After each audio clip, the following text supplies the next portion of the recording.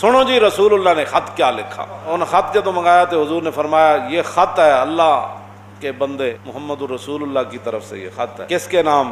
ہرقل کے نام یا ہرقل کے نام، جو کیا ہے روم کا بڑا ہے۔ اس کے تحت محدثین نے لکھا کہ بادشاہ تھا تو حضور نے ملک کیوں نہیں لکھا، ملک الروم؟ تو کہا کہ حضور کی آمد کے بعد اب بادشاہی صرف رسول اللہ کی ہے۔ حضور نے کیا فرمایا؟ سلام او دیتے ہوئے جنہیں میرا کلمہ پڑھے۔ حضور نے فرمایا میں تمہیں دعوت اسلام دیتا ہوں۔ ہے جی کوئی دنیا دا بادشاہ جڑا ٹرمپ نو دعوت اسلام دے؟ لوگ کہتے ہیں اسلام تو کسی کو کہتے ہی کچھ نہیں ہے، سپر پاور دے بادشاہ نے حضور نے خط کی لکھا، فرمایا میں تمہیں دعوت اسلام دیتا ہوں۔ فرمایا جی میرا تو کلمہ پڑھ لیا تو پھر بچ جائیں گا۔ حضور نے فرمایا تو میرا کلمہ پڑھ لیا اللہ تینوں دگنا اجر دے گا۔ کس طرح؟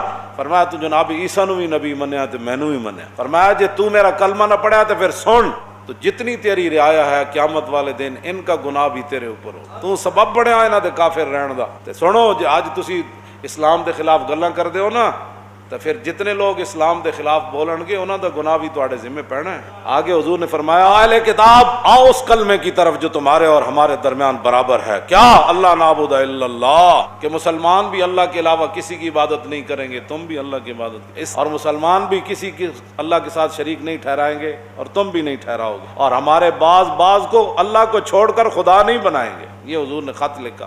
خط ہے کتنا؟ 1 2 3 4 17 نال حضرت ابو سفیان فرماندے بھاویں میں حضور دا کلمہ نہیں سی پڑھیا لیکن جدوں خط پڑھیا جا رہے سی نا تے قیصر روم دی زبان اور ہوٹھ بھی کپ کپا رہے سن تے او دا جسم بھی کپ کپا رہے سی، اجے تے حضور سامنے نہیں سن۔